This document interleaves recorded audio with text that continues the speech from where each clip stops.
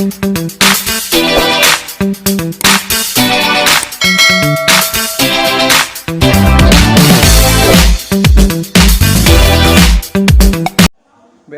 warahmatullahi wabarakatuh. Hari pukul 11. Hari ini zuhurnya cepat. Zuhur masuk pukul 12.07 ya. Jadi kita mulai. Terus saya nggak berada. Kalau video saya nggak bisa, HP saya lagi hang. Jadi kalau saya ngirim video, berarti ini saya lagi coba nih. Lagi hang sebenarnya. Baik, kita belajar apresiasi puisi. Ya, kemarin kita sudah sampai ke Queen. Ke Queen itu puisi yang 5 baris. Puisi yang 5 baris itu hanya ada Queen. Ya, hanya ada Queen. Nah, hari ini kita bicara sestet, septima, stanza. 3. Sestet, septima, stanza. Puisi 6 baris, 7 baris, dan 8 baris. Ya. Nah, saya jelaskan dulu supaya Anda paham. Sestet itu puisi 6 baris. Dikatakan juga istilah lainnya double terzina. Jadi kalau Anda katakan double terzina, maka itu sestet. Seperti kemarin ada teman Anda membacakan contoh puisi Sapanji Dukodamono 2 bait. 2 bait per bait itu 3 baris. Nah, kategorinya itu sestet sebenarnya. Atau dikatakan juga double terzina. Tapi sebetulnya kalau kita lihat dari definisi sestet itu tidak terbagi dari beberapa baris. Memang satu bait, memang satu puisi itu hanya 6 baris. Ya, hanya 6 baris. Gitu. Jadi dihitung barisnya. Saya katakan hitung barisnya tidak menyangkut jumlah kosakata atau jumlah kata. Tapi selalu saya katakan kecenderungan puisi berpola itu, kecenderungannya itu jumlah kata itu 4 hingga 5 dan jumlah suku kata itu 8 hingga 12. Ya. Nah, di dalam puisi Indonesia itu, selain dari sestet puisi 6 baris, selain dari pengenalan sestet puisi baru, kata STA puisi baru masuk zaman penjaga baru, kita juga mengenal namanya talibun. Talibun itu pantun yang terdiri dari 6 baris atau lebih. Ya. Yang ada itu talibun 6 baris. Cuma bedanya dengan sestet, talibun sebagaimana halnya pantun, dia 3 baris pertama sampiran. 3 baris pertama sampiran. Kalau Anda hendak ke lepau, ibu beli, belanak beli, ikan panjang beri dahulu. Kalau Anda hendak merantau, ibu cari, famili cari, induk semang cari dahulu. Itu talibun. Saya ulangi lagi. Kalau Anda hendak ke lepau itu kedai, ya. Istilah lama itu lepau. Kalau Anda hendak ke lepau, hiu beli, belanak beli. Hiu itu ikan hiu. Hiu beli, belanak beli. Ikan panjang beli dahulu. Ya, kalau Anda hendak merantau, ibu cari, famili cari, atau dusanak cari. Tapi yang paling penting itu adalah induk semang cari dahulu. Ibu angkat. Nah, itu kearifan cara memutuskannya. Ya, itu pesannya. Nah, itu sebetulnya talibun yang saya berikan contoh itu antara sampiran dengan isi.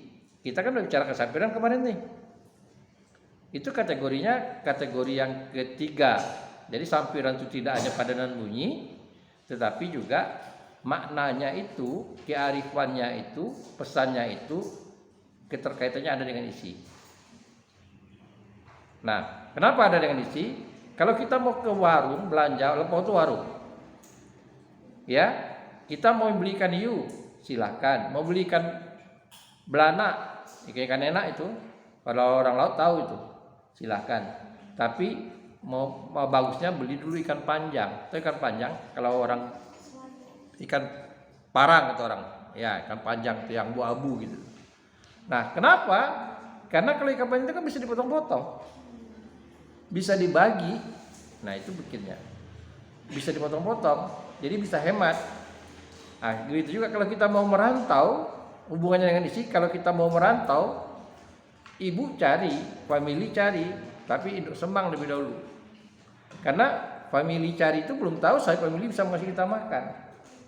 Tapi namanya induk semang, kita bisa numpang, kita bisa makan di sana, bisa mondok di sana, kita bisa dapat duit gitu.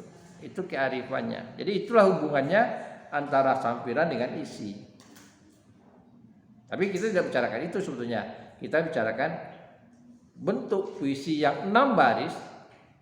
Itu ada namanya sestet dan talibun. Hanya 2. Ya, hanya 2. Sestet dan talibun. Oke, paham? Kemudian kalau paham itu nanti kita tinggal, Anda udah tahu nih, udah ada 6 pola nih, ya. Mulai dari pola yang 1 baris, 2 baris, 3 baris sampai ke 6 baris nih sekarang. Tinggal Anda mengamati aja lagi nanti. Kalau ada puisi-puisi bebas, bagaimana bentuk baiknya? Bisa jadi kombinasi dari gabungan dari beberapa bentuk bait itu, gitu. Paham? Nah, kemudian kita lanjutkan puisi yang 7 baris. Puisi 7 baris itu tidak ada di Indonesia. Itu puisi baru yang ada. Septima, hanya septima. Ya, hanya septima. Jadi kalau boleh saya katakan, dari awal puisi 3 baris, puisi 5 baris, puisi 7 baris itu enggak ada di Indonesia. Puisi aslinya Indonesia itu tidak ada. Itu kategori puisi baru. Saya ulang lagi, puisi 3 baris hanya 1, puisi 5 baris Queen itu hanya 1 juga, kemudian puisi 7 baris. Ya, itu hanya 1. Nah, lalu terakhir itu stanza. Nah, stanza itu puisi 8 baris. Nah, sebetulnya talibun itu, ya, bentuk talibun itu ada 2, bisa 6 baris, bisa 8 baris. Jadi puisi pantun 8 baris itu ada di Indonesia. Ya, atau dikatakan double quatrain. Kalau tadi double terzina, ini double quatrain. Ya. Nah, jadi ada pantun yang 8 baris. Tapi ada juga pantun yang berkait. Itu kalau dikatakan double quatrain itu pantun berkait. Ya, kalau di Indonesia itu pantun berkait. Karena pantun berkait itu dia lebih dari 1 bait. Dia 2 bait. Karena itu berdapat ada keterkaitannya. Begitu. Ya, jadi itulah apa kita. Nah, sekarang sudah paham sampai stanza, sudah paham? Sudah paham sampai stanza? Jadi puisi berpola sampai stanza. Nah, dari rombongan itu puisi baru pada pujangga baru, mulai dari distikon sampai stanza, kemudian muncul puisi 14 baris. Jadi dikatakan ada enggak puisi 10 baris? Enggak ada. Yang namanya soneta. Ya, namanya soneta. Jadi soneta itu puisi 14 baris. Jumlahnya 14 baris. 14 baris itu terdiri dari rata-rata terdiri dari 4 bait. Bisa 4-4, ya, bisa 4-4-4, 3 kali 4 tambah 2. Ya, bisa juga 4-4 karena pola aslinya itu di Indonesia divariasikan. Bisa jadi 4-4-3-3. Yang jelas dia terdiri dari 4 bait dan jumlah barisnya itu 14 baris.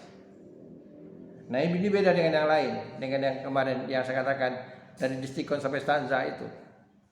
Soneta itu jumlah barisnya 14 baris, baitnya rata-rata itu terdiri dari 4 bait. Cuma pola baitnya itu ya ketika dimasuk ke Indonesia divariasikan. Itu dari Itali. Dari Itali. Yang membawanya Rustam Effendi. Jadi dari Itali polanya bisa kategorinya 4-4-4-2, bisa 4-4-3-3. Ya. Nah, soneta ini sebetulnya kalau Anda tahu termasuk juga syair itu yang mempengaruhi puisi balada. Puisi balada. Kenapa? Karena pola soneta itu pola cerita, sama dengan syair. Isinya cerita. Jadi 14 baris itu dianggap selesai ceritanya. Kalau syair nggak ada batasnya. Bedanya dengan syair nggak ada batasnya. Ya, mau 5 bait, mau 10 bait, selagi ceritanya tidak selesai silahkan, tidak ada batasannya. Tapi soneta dia punya ketentuan 14 baris itu harus selesai. Kalau tidak selesai maka ada bait tambahan. Nanti Anda cari apa nama bait tambahannya. Ya. Jadi ada bait tambahan. Tapi itu di luar pola soneta. Bait tambahannya itu bukan kategorinya soneta, tambahan untuk menyelesaikan cerita. Saya ulangi lagi, soneta itu terdiri dari puisi 14 baris. Itu yang terpanjang puisi yang masuk dari Itali yang dibawa oleh Rustam Effendi. Anda tahu Rustam Effendi itu kalau Anda lihat nanti dia di angkatan penjaga baru dia Rustam Effendi. Dia dua, Rustam Effendi dengan Muhammad Yamin yang membawanya. Nah, jumlah puisinya itu terdiri dari 14 baris dan polanya itu 4 bait. Bisa 4 3 kali 4 tambah 2 baris, kan 14 baris. Bisa 2 kali 4 tambah 3 kali 2 kali 4 tambah 2 kali 3. Jadi 4 baris. Nah, kalau dilihat isinya itu cerita tentang kisah. Kalau dilihat tentang kisah sama dengan syair. Tapi dia terbatas. Ya jumlah barisnya. Kalau syair tidak terbatas baitnya. Ini terbatas jumlah barisnya 14 baris. Nah, kalau ceritanya tidak selesai, diberi bait tambahan, nanti Anda cari. Apa namanya? Supaya Anda bisa cari nanti apa nama bait. Itu untuk menyelesaikan cerita. Bisa tambahnya dari 2 bait, bisa 1 bait aja gitu. Tapi tidaklah tambahan itu lebih banyak panjang dari 14 baris gitu. Biasanya 1 bait ditambah. Biasanya gitu. Untuk menyelesaikan cerita. Dan bentuk syair, bentuk soneta itulah yang mempengaruhi puisi modern namanya balada. Ya. Balada.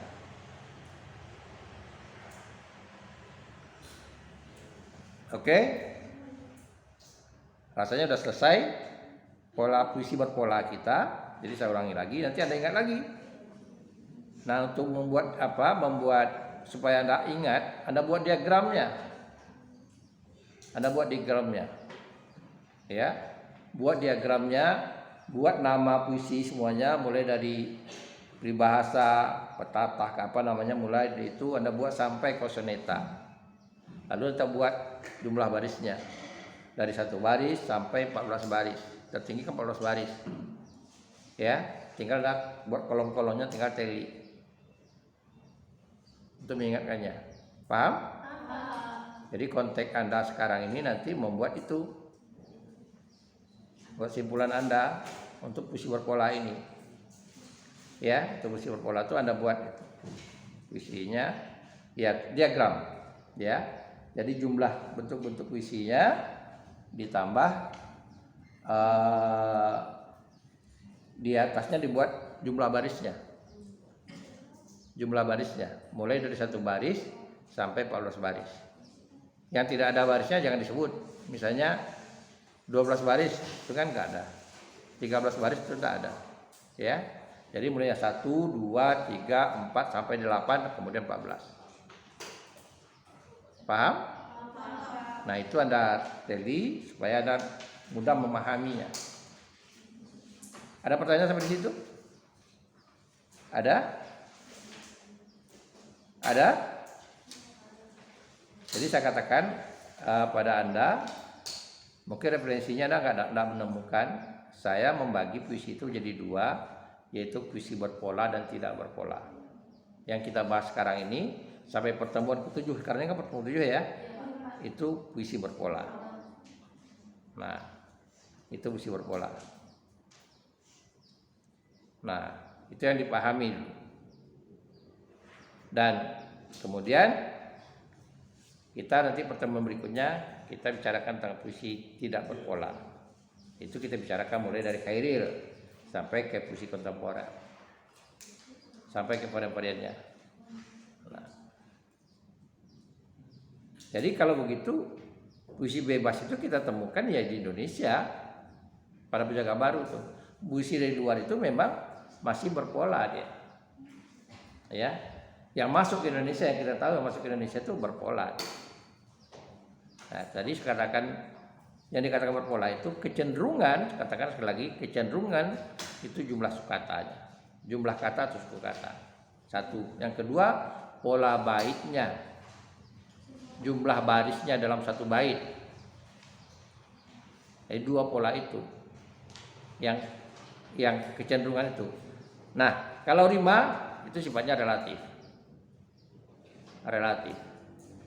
Puisi-puisi lama Indonesia itu pola rimanya ada kecenderungan, baik itu syair, gurindam, pantun, itu ada pola kecenderungan. Gitu. Ada yang bertanya sampai di situ? Ada yang bertanyakan sampai di situ? Tidak. Paham? Jadi apa tugas Anda?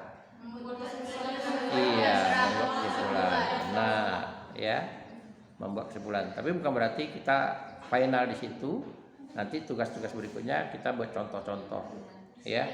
Karena puisi berpola ini itu ada yang kita harus mengenalnya.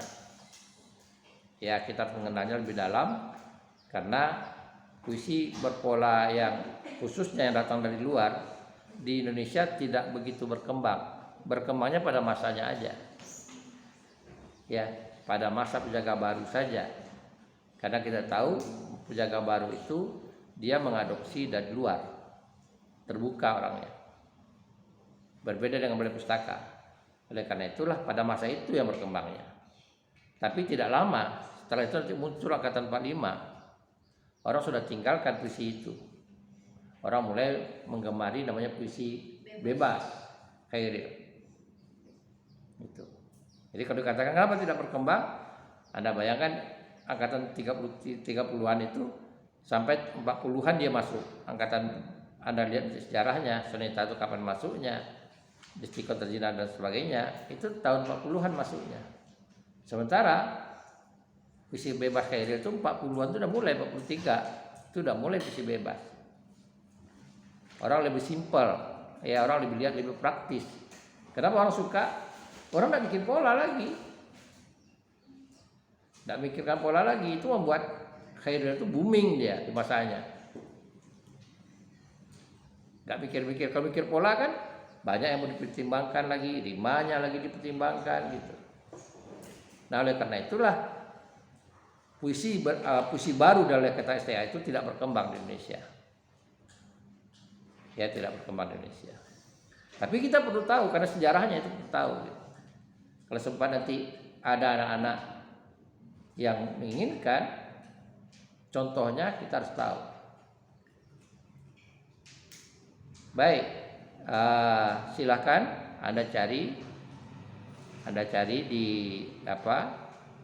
pembahasan kita hari ini ada 4, yaitu apa? Kuatrin, sestep, septima. Maaf. Stanza, ya. Sestet, septima, stanza, bukan kuatrin. Sestet, septima, stanza. Maaf saya. Kemudian soneta, sestet, septima, stanza dan soneta. Satu-satu dulu, kita lihat satu-satu dulu. Apa contohnya? Yang penting Anda bisa baca. Contohnya dulu. Ya, puisi yang 5 baris saya katakan itu contohnya. Dapat? Coba dulu puisi yang 5